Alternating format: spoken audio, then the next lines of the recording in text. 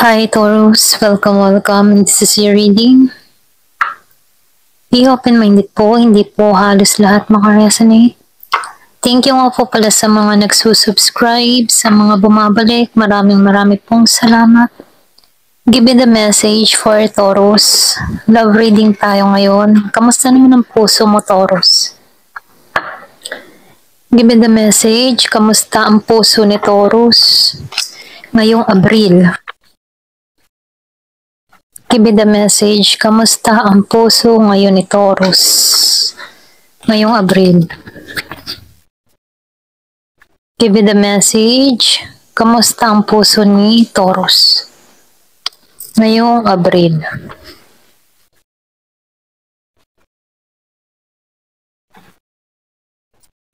Give me the message. Kamusta ang puso ni Taurus ngayong Abril?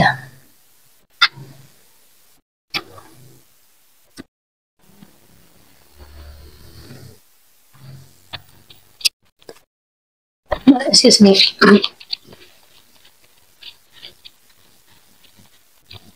Meron akong nakikita ditong tao. Hindi halos lahat ha. Merong pinagdadaanan ngayon. Meron siyang kinakaharap ngayon na pagsubok, lalo na sa larangan ng pag-ibig. Pwede ring sabihin na meron ditong tao na ayaw sumubok or pwede ring nawawalan ng gana. Merong pag-iwas na ginagawa. Yung iba naman sa inyo, kung meron kang kadiling dito na Aries, Leo, Sagittarius, wala pang pagkikita sa inyong dalawa. So nakikitaan ko dito, nasa separation period, okay? Meron separation period na nangyayari sa inyo ng tao na to.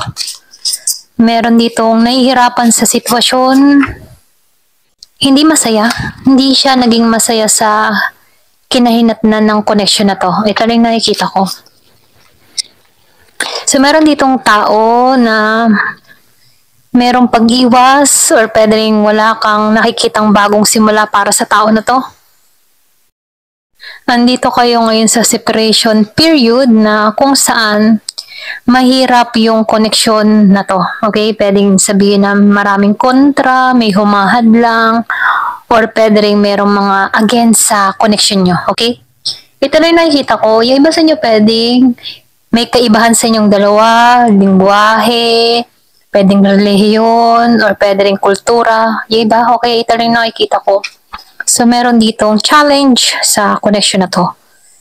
Yung iba sa inyo,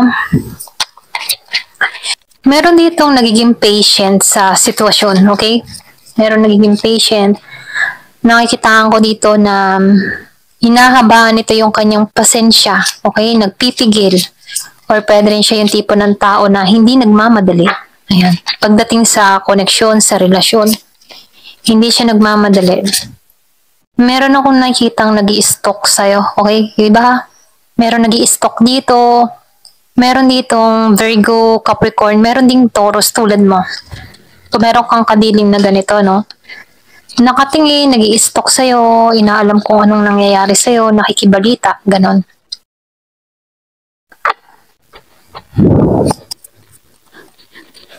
So, yung iba sa inyo, meron akong nakikita dito na hindi malaya sa sitwasyon. Pwedeng sabihin na na-stuck or pwede rin sabihin na hindi nakaka-moving on. Hanggang ngayon, nananatili pa rin sa nakaraan. Merong ganitong tao dito or pwede rin meron kang ganong koneksyon or meron kang kadiling na ganito or ex, okay?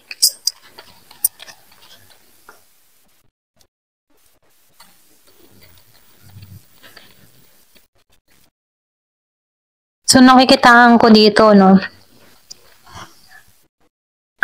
Meron ditong hindi makaalis.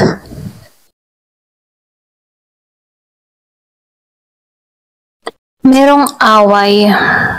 Pero nakikitaan ko dito yung away na to. Pilit na inaalisan ng tao na to. Okay, yung iba sa inyo, meron kang kadiling dito, nagkaroon kayo ng conflict, away, tampuhan. Pero mas iniiwasan mo tong tao nito dahil ayaw mo na magkaroon ng kaguluhan yung isip mo. Ayaw mong magulo, okay? Kaya meron ditong tao na mas pinili niya na lumayo or pwede rin sabihin mas pinili niya yung sarili niya. Iniwasan niya yung toxic sa pagitan ng person niya dito, okay?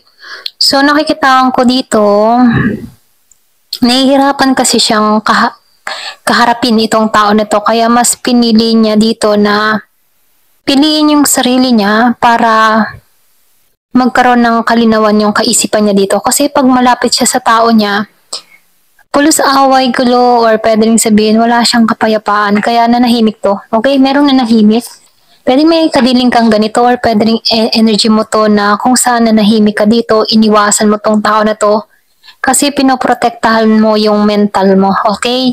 Ayaw mong ma-stress or mag-isip, mga ganon. Mas pina-priority mo yung kaisipan mo, okay? Gusto mong panatag, ayaw mo nang alalahanin, ayaw mo magulo, ganon. Ganon yung energy mo.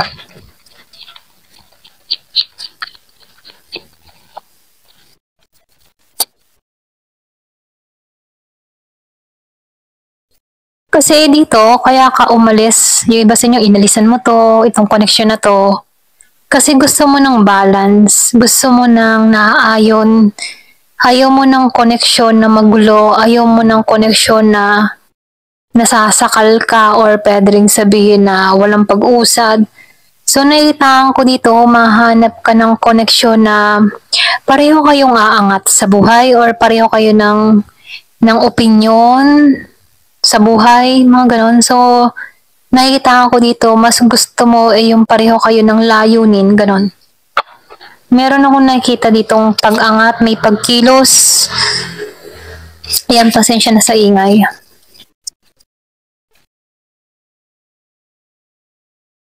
Give me the message. Dali lang ha. Dadamputin ko lang. Ayan.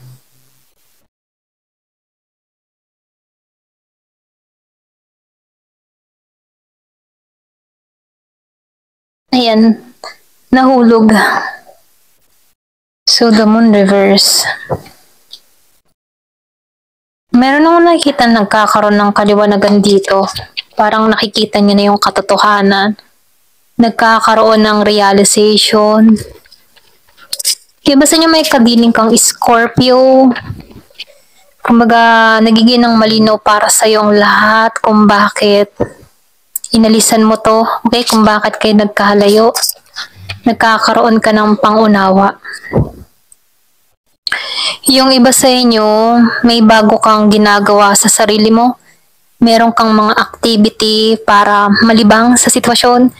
Yung iba sa inyo, nakikitaan ko dito na may pag-aayos kang ginagawa.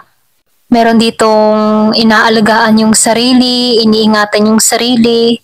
So nakikitaan ko dito na meron ditong tao na pina-priority naman yung sarili niya. Okay? So nakikitaan ko dito, yung iba sa inyo meron kang kadiling dito or ex na mahilig or pwede rin sabihin na mahilig siya sa sexual. Okay? Ito lang nakikita ko dito. Aktibo, ganyan, active.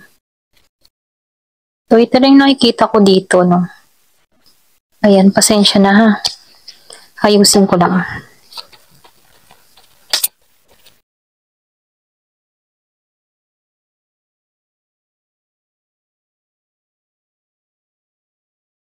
Meron kang tao dito na mahilig siya mag-explore, mahilig siya ng bagong experience. Tapos pag nakuha niya na yung gusto niya, inaalisan niya to. Ganon. So, meron ditong taong ganon or pwede rin meron kang kadiling na ganon. Halimbawa, meron kang target or pwede rin, for example, meron kang na-interesa na tao. Yung bang tipo na gusto lang ng tao nito yung short term or panandali ang relasyon, ganon. Hindi siya yung tipo ng tao na gusto ng pangmatagalan. Yung iba sa inyo, meron kang nakadiling na ganun or pwede rin ikaw, energy mo tong nakikita ko, okay? So, piliin mo kung energy mo tong nakikita ko. Meron ditong tao na hanggat hindi niya nakikita or hanggat hindi siya komportable dun sa taong kinakasama niya, inaalisan niya to. Okay? So, nakikitaan ko dito, meron ditong tao na ayaw magpatali or pwede rin sabihin, hinahangad niya maging single pero gusto niya ng, meron lang ano ba, yung parang benefits, ganun. Ito rin nakikita ko. Friends with benefits or pwede rin sabihin na yun lang yung ninanais niya sa kapartner niya. Yung meron siyang makukuha, ganun. Hindi halos lahat sa part na to. Ito lang nakikita ko sa card. Kasi pag ganun nakikita ko dito, may lakas siya. May tapang siya. Yung iba sa inyo pwedeng may nakadiling ka na ganito or pwede rin merong ganito na Taurus. Kasi hindi naman halos lahat ng Taurus pare-pareho kayo ng energy. Okay? Kilala mo yung sarili mo. Give me the message.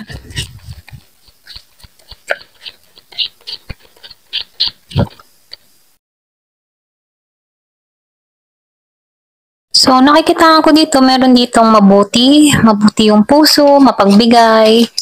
Likas na sa iyo yung pagiging mapagbigay, hindi ka madamot sa kapwa, yung iba sa inyo. So, meron ditong tao, okay? Meron kang nakadiling dito na selfish, sarili niya lang yung iniisip niya, ganon. Kumbaga, meron kang nakadiling dito na hindi ginampanan yung pagiging niyang magulang sa anak niya, ganon. So, nakikita ko dito, meron talaga nag-feeling binata, feeling dalaga, okay? Yung iba sa inyo, meron kang nakadiling na ganito. Give me the message.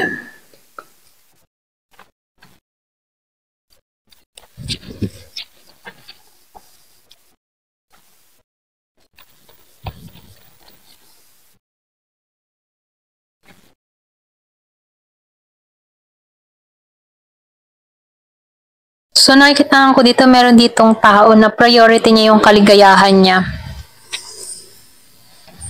Gusto niyang maging masaya or pwede rin sabihin nagnanais to na connection na pareho silang masaya. Yun yung hinahanap niya.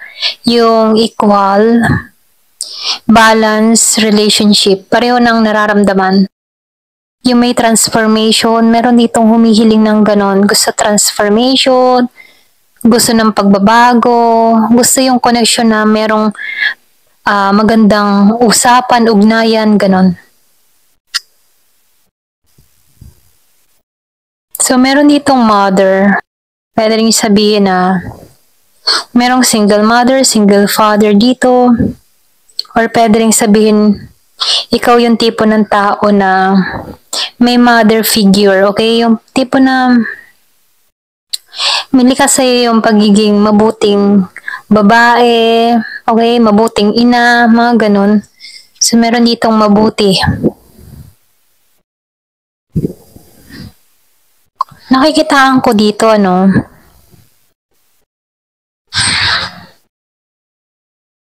meron ako nakikita ditong natapon or tinapon. Yung iba sa inyo naranasan mo na itapon ka dito. Kumbaga, meron ditong yung matipong kahit siya yung nagpapasaya sa kanya. Inalisan niya to, okay? Ganun. So, meron ditong inalisan, inabando na, kahit siya yung nagpapasaya sa tao na to, may dahilan siya kung bakit inalisan niya to, okay?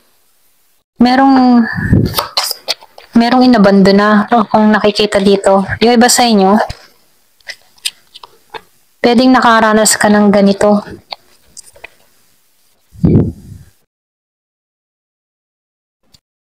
Meron ako nakikita dito. Meron ditong mapag-aruga na parating sa'yo, okay? Mapag-aruga siya. Yung iba sa inyo kahit single ka, likas na sa'yo yung instinct na yung caring, okay? Kumaga, kutob mo o basa mo yung energy ng tao kapag may dinaramdam. Para kang may likas na katangian ng isang ina na nakukutuban yung kanyang anak kung masama ang pakaramdam. Ganon. Kumaga meron kang ganong katangian. Pwedeng ito rin yung nagugustuhan ng tao mo sa'yo. Okay? Yung pagiging mong mabait, mabuti. Yung iba sa inyo, meron ditong patungo sa'yo. Yung iba naman sa inyo, nakikitaan ko dito, ayaw mo na ng bagong simula. Kung meron kang ex-lover, ayaw mo na ng bagong simula pa rito. Meron ditong tao na nakatuon muna sa kanyang sariling paglago. Ito lang yung nakikita ko dito. So, yung sinabi ko nga, nakatuon siya sa sarili niyang paglago. So, lumabas yung Queen. Nakikitaan ko dito na binubuo niya muli yung sarili niya, yung puso niya. Nakatuon siya sa tagumpay. Gusto niya magtagumpay dito. So, nakikitaan ko dito, meron ditong tao na makakamit niya yung tagumpay. Kahit nasaktan siya dito, makakamit niya yung tagumpay. Yes, lumabas ang yes. So, nangangahulugan to na magtatagumpay ka. Okay? Yung iba sa inyo, nakikitaan ko dito na magkakaroon ka ng bahay. Okay, kung nagnanais ka magkaroon ng bahay, parating to, ipagkakalob to sa'yo. So, magtatagumpay ka. Ito lang yung mensahe, ano? Ayan, hanggang dito na lamang po. Thank you for watching. Love and peace.